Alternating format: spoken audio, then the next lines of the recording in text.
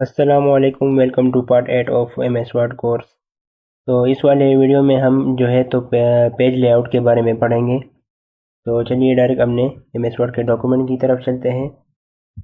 हमने जो पिछले वीडियो में ये डिज़ाइन वाला टैब जो है तो वो ख़त्म कर लिया था। इसके बाद हमारे पास पेज लेआउट आता है। तो पेज लेआउट जो है तो इसमें कुछ ख़ास नहीं है, लेकिन कुछ चंद अहम टूल्स यहाँ पर मौजूद हैं। फॉर एग्ज़ाम्पल अगर मैं पहले से 1 मिनट यहाँ पर कुछ टेक्स्ट ले लूँ। अच्छा, तो यहाँ पर आप कोई जो मार्जिन होते हैं, जो साइड मतलब राइट लेफ्ट और टॉप और बॉटम में हमारे पास मार्जिन पहले से होते हैं, तो उसको आप यहाँ से इंक्रीज और डिक्रीज कर सकते हैं या फिर कस्टमाइज मार्जिन भी रख सकते हैं। यहाँ पर आप मार्जिन पे क्लिक करें और फिर कस्टमाइज। तो यहाँ पर आप टॉप से जितना इसको मार्जिन देना चाहते हैं, लेफ्ट से बॉटम और राइट, तो यहाँ पर वो आप टाइप कर ले, यहाँ से फिर ओके कर ले, तो आपके साथ मार्जिन जो है तो इंक्रीज और डिक्रीज हो जाएंगे। इसके बाद जो हमारे पास ऑप्शन आता है तो वो ओरिएंटेशन है। तो ओरिएंटेशन में हमारे पास दो किस्म के ओरिएंटेशन यहाँ पर मौजूद हैं। एक इसमें लैंडस्केप है और दूसरा पोर्ट्रेट। तो लैंडस्केप हमारे पास जो मतलब हॉरिजेंटल पेज होता है। फॉर एग्जांपल अगर मैं ये दबाऊँ तो आप देख सकते हैं कि ये पेज जो है तो मेरे साथ हॉरिजेंटल शेप में आ गया है। और अगर मैं पोर्ट्रेट दबाऊँ तो फिर वापस वही जो नॉर्मल हमारे पास ओरिएंटेशन होता है तो वो पोर्ट्रेट होता है। अच्छा, इसके बाद जो है तो हमारे पास साइज़ का ऑप्शन है। तो साइज़ हमारे पास यहाँ पर मुख्तलिफ़ किस्म के साइज़ मौजूद है। जो बहुत ही ज़्यादा यूज़ होता है तो वो A4 यूज़ होता है। ये वाला जो है हमारे पास बाय डिफ़ॉल्ट A4 डॉक्यूमेंट बना होता है। तो अगर आप चाहते हैं कि नहीं, मैं A4 के बजाय कोई और डॉक्यूमेंट सेलेक्ट करूँ, तो यहाँ पर कुछ मतलब बहुत जो यूज़ होते तो वो वाले जो साइज़ेज़ है तो वो पहले से मौजूद है। फॉर एग्ज़ाम्पल अगर आप लेटर के लिए लेना चाहते हैं, इसके अलावा जो लीगल डॉक्यूमेंट्स वगैरह होते हैं तो उसके लिए आप ये वाला सेलेक्ट कर लें। नॉर्मल अगर आप लेना चाहते हैं तो A4 ही रहने दें इसको। और इसके अलावा A5 और भी कुछ हमारे पास मौजूद है। मोर पेपर साइज़ेस में आपको मतलब और भी जो साइज़ेस वगैरह है तो यहाँ से मिल जाएंगी। सही है, आप यहाँ से इस पर अप्लाई कर सकते हैं और यहाँ से ओके कर लें। तो यहाँ से अगर जब आप ओके कर लेंगे तो वो इस पर अप्लाई हो जाएगा। अच्छा, इसके बाद हमारे पास है जो कॉलम्स का जो टूल आता है हमारे पास। तो यहाँ पर जो है तो आप फॉर एग्जांपल अगर मैं आपको दिखाऊँ तो यहाँ पर तो ये पहले से 1 में ही है। अगर मैं यहाँ पर 2 करूँ तो आप देख सकते हैं कि ये जो है तो पेज 2 कॉलम्स में डिवाइड हो चुका है। मतलब टेक्स्ट वही है, लेकिन 2 कॉलम में इसने इसको तब्दील कर दिया है।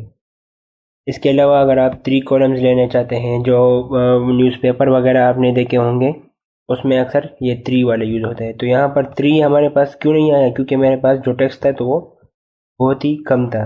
तो इसलिए जो तीसरा वाला जो पोर्शन है मेरे पास वो खाली रह गया।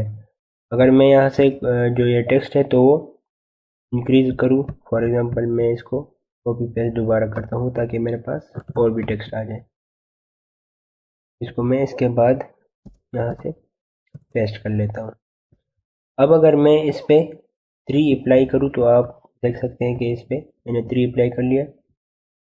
तो ये पहला पेज जो है तो वो 3 कॉलम में डिवाइड हो चुका है। इसके बाद जो दूसरा पेज है तो वो पहले पहले वाला कॉलम पहले मतलब फिल होगा, फिर इसके बाद दूसरा कॉलम, फिर इसके बाद तीसरा कॉलम होगा।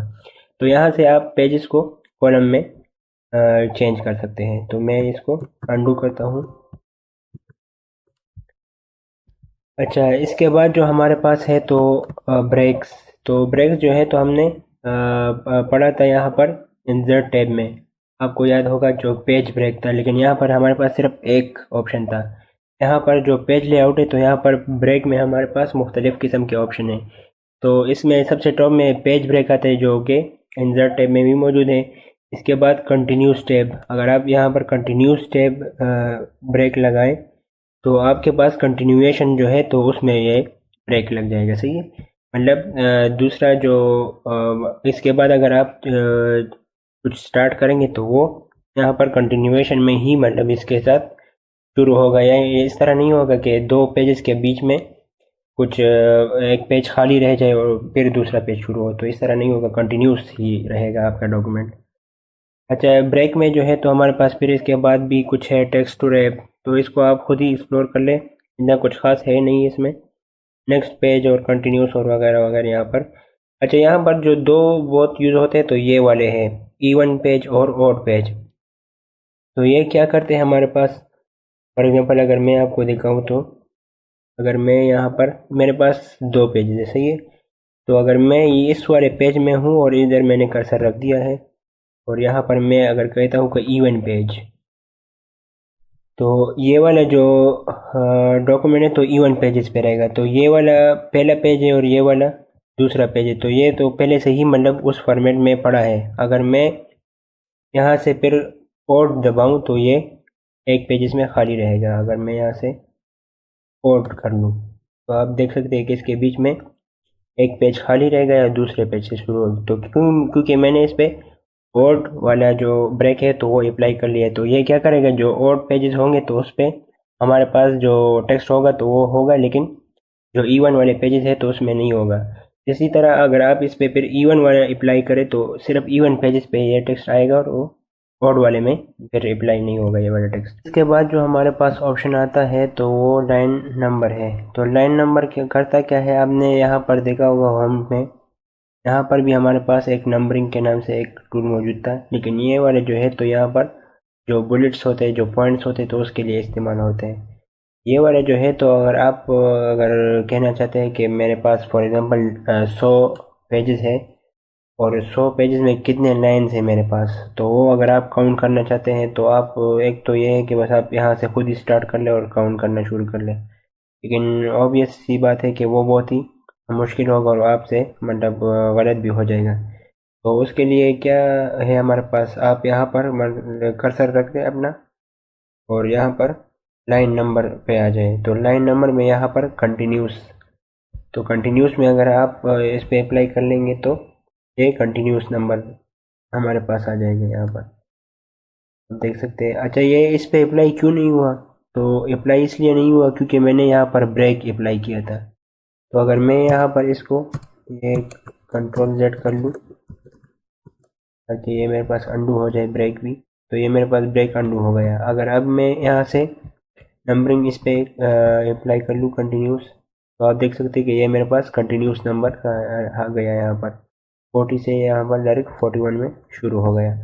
इसके अलावा भी कुछ ऑप्शन है हमारे पास यहाँ पर, रिस्टार्ट ईच पेज। तो रिस्टार्ट ईच पेज में मतलब हर एक पेज जो है तो 1 से स्टार्ट होगा। फॉर एग्जांपल मैं यहाँ पर ये सेलेक्ट करता हूँ तो ये आप देख सकते हैं यहाँ पर 1 से शुरू हो गया 40 तक, फिर यहाँ पर दोबारा 1 से शुरू हो गया, तो ये हमारे पास ये काम करता है। इसी तरह स्टार्ट ईच सेक्शन, अगर आपने एक डॉक्यूमेंट को सेक्शन में डिवाइड किया हो, तो अगर आप चाहते हैं कि हर एक सेक्शन में अलग से नंबरिंग शुरू हो जाए तो ये फिर आप इस पर अप्लाई कर सकते हैं। इसके बाद भी एक दो ऑप्शन हमारे पास है, तो ये आप खुद ही एक्सप्लोर करें, इसमें इतना कुछ नहीं है हमारे पास। हाइफिनेशन, तो हाइफिनेशन करता क्या है, आप यहाँ पर देख सकते हैं कि ये वाला जो लाइन है तो ये फुली मतलब कवर हो चुका है टेक्स्ट से, लेकिन ये वाला जो लाइन है तो इसमें इतना स्पेस अभी बाकी है। अगर मैं यहाँ पर हाइफिनेशन में आ जाऊँ और ऑटोमेटिक दबाऊँ, तो आप देख सकते हैं कि ये वाले जो मतलब कुछ वर्ड्स वगैरह है तो आधा जो स्पेलिंग है यहाँ पर लिखा है और आधा हमारे पास यहाँ है। यहाँ पर एक छोटा छोटा सा डैश हमारे पास आ गया है। अगर आप चाहते हैं कि नहीं यहाँ पर भी ये कवर हो जाए, तो फिर ये इस तरह कर लें कि आप इस पे जस्टिफाई का जो ऑप्शन था हमारे पास यहाँ पर होम टैब में, यहाँ से आप जस्टिफाई कर लें तो ये फुली कवर हो जाएगा। तो मैनुअल भी है, तो अगर मैनुअल आप करेंगे तो मैनुअल में जो है तो आप अपने लिहाज से कर लेंगे, लेकिन वो फिर बहुत टाइम लगेगा आपको। लेकिन इससे अच्छा ये है कि आप यहाँ पर ऑटोमेटिक सेलेक्ट करेंगे तो वो आ जाएगा। और अगर आपने फिर इसको हाइफिनेशन ऑप्शन भी है यहाँ पर कुछ, तो ये भी आप यहाँ से कुछ और ऑप्शन भी आपको मिल जाते हैं, तो ये आप यहाँ पर एक्सप्लोर कर ले थोड़ा बहुत। यहाँ पर जो है तो अगर आप इसको हटाना चाहते हैं तो नन पे दबाएं, तो ये वापस हट गए मेरे पास। अच्छा, यहाँ पर जो है तो इंडेंट का यहाँ पर भी हमारे पास ऑप्शन आता है। इंडेंट आपको याद होगा कि यहाँ पर होम में हमारे पास यहाँ पर इंक्रीज इंडेंट और डिक्रीज इंडेंट का ऑप्शन मौजूद था, लेकिन यहाँ पर जो इंडेंट का ऑप्शन है तो ये कस्टमाइज इंडेंट के लिए हम यूज़ कर सकते हैं, लेकिन अब आपको याद होगा कि यहाँ पर अगर मैं इंडेंट इंक्रीज कर लूँ तो ये एक स्पेसिफिक इंडेंट इसको खुद दे देते हैं, मुझसे नहीं पूछता कि 1 पॉइंट दे दूँ, 2 पॉइंट, 3 पॉइंट कितना दे दूँ, लेकिन ये खुद ब खुद ही इसको दे देता है। लेकिन अगर आप चाहते हैं कि नहीं मैं अपने लिहाज से खुद ही एक इंडेंट का जो स्पेस है तो वो इसमें लिख लूँ, तो ये यहाँ पर आप यहाँ पर लिख सकते हैं 1 दबाए या 2 या कितना भी आप देना चाहते हैं तो वो दे दें यहाँ से, सही है। अच्छा, यहाँ पर जो है तो लेफ्ट से भी दे सकते हैं, राइट से भी दे सकते हैं, इस तरह बॉटम और आफ्टर। आफ्टर मतलब कोई डॉक्यूमेंट के बाद जो होता है, मतलब फुटर में जो होता है। यहाँ से मैं अगर कोई पिक्चर इसमें इंसर्ट कर लूँ, पहले एक पिक्चर में यहाँ पर इंसर्ट कर लेता हूँ, तो ये वाले ऑप्शन जो है तो मेरे लिए फिर खुल जाते हैं, आप देख सकते हैं। अच्छा, इसमें मैं पहले क्या करूँगा, तो वही वाला ऑप्शन यहाँ पर भी मौजूद है, वो रैप टेक्स्ट वाला जो मैंने आपको कहा था, लेकिन यह इसमें मुख्तलिफ़ किस्म के जो स्क्वायर है, टाइट, थ्रू वगैरह वगैरह बहुत कुछ है। लेकिन अगर मैं यहाँ पर सिंपल स्क्वायर दबाऊँ तो आप देख सकते हैं कि दूसरे वाले जो ऑप्शन है तो वो भी मेरे लिए खुल गए। यहाँ पर मुझसे क्या पूछता है कि पोजीशन आप इसका क्या रखना चाहते हैं। अगर मैं इसको थोड़ा छोटा करूँ यहाँ से तो आप फिर सही से इसको समझ लेंगे। यहाँ पर जिस तरह मैं इस पर कर्सर रखता हूँ तो आप देख सकते हैं ये खुद ब खुद ही मूव होता जाता है, ये यहाँ पर फिर नीचे भी आ जाता है। इसके अलावा जो है तो यहाँ पर ब्रिंग फॉरवर्ड और सेंड बैकवर्ड, आपके पास एक से ज़्यादा पिक्चर्स वगैरह हो, 2-3 हो, और एक वाला पिक्चर जो है तो एक की इसके पीछे छुप गया है, तो आप अगर चाहते हैं कि वो वाला पिक्चर इसके फ्रंट में आ जाए तो आप यहाँ से फिर इसको मतलब लेयर्स में यहाँ पर काम हो जाता है। अगर मैं यहाँ से दोबारा अगर इसको इंसर्ट करूँ, 2-3 पिक्चर यहाँ पर इंसर्ट कर दूँ तो आप तो सही से ये समझ आ जाएगी कि मैं क्या कहना चाहता हूँ। यहाँ पर मैं दोबारा इंसर्ट कर लिया मैंने इसको फिर मैं यहाँ से रैप टेक्स्ट स्क्वायर कर लूँगा और इसको थोड़ा छोटा कर लूँगा। तो अगर मैं इसको इसके ऊपर इस तरह रखता हूँ, सही है, और मैं चाहता हूँ कि नहीं कि ये पिछला वाला जो पिक्चर है तो ये इसके फ्रंट में आ जाए, तो मैं क्या करूँगा कि इस वाले को सिलेक्ट कर लूँगा और ब्रिंग फॉरवर्ड, तो आप देख सकते हैं कि वो ये वाला आगे आ गया, ये वाला पीछे आ गया। इस तरह इसको अगर ब्रिंग बैकवर्ड तो ये पीछे चला जाएगा, तो ये हमारे पास यहाँ पर काम आता है। इसके बाद जो है तो सेक्शन पेन, तो ये कुछ ख़ास नहीं है हमारे पास, इसको हम रहने देते हैं। इसके बाद हमारे पास जो ऑप्शन है तो वो अलाइन का है, तो अलाइन आपको मतलब नाम से ही पता चल जाएगा कि हमारे पास जो डॉक्यूमेंट है तो उसके अलाइनमेंट के लिए काम आता है। तो ये वाला ऑप्शन भी कुछ खास नहीं है। इसके अलावा अगर आप यहाँ से तो ये होम में जस्टिफाई वगैरह अगर यूज़ करें तो वो बेहतर रहेगा। अच्छा, इसके बाद हमारे पास जो ऑप्शन है तो अभी हमारे पास ओपन नहीं है, लेकिन अगर मैं वो पिक्चर वापस ले आऊँ तो ये रोटेट वाला ऑप्शन जो है तो मेरे पास वापस से खुल गया। तो रोटेट वाला ऑप्शन करता क्या है कि मेरे पास अगर ये पिक्चर है तो इसको अगर मैं रोटेट करना चाहता हूँ तो यहाँ से भी रोटेट कर सकता हूँ। अलबत्ता अगर यहाँ पर टॉप पे आप आ जाए तो आपका जो कर्सर है तो खुद ब खुद एक सर्कल सा होगा, उसमें तब्दील हो जाएगा। तो यहाँ से अगर इसको आप प्रेस रखें और यहाँ पर जो डायरेक्शन में आप मूव करना चाहते हैं इसको, उस डायरेक्शन में जो है अपने कर्सर को मूव करें तो यह खुद ब खुद आप देख सकते हैं कि मूव हो रहा है। तो ये था हमारे पास पेज लेआउट। उम्मीद करता हूँ कि ये वाली वीडियो आपको अच्छी लगी होगी। अगर अच्छी लगी हो तो लाइक और कमेंट ज़रूर करें। मैं मिलता हूँ आपके साथ नेक्स्ट वीडियो में, तब तक के लिए अल्लाह हाफिज़।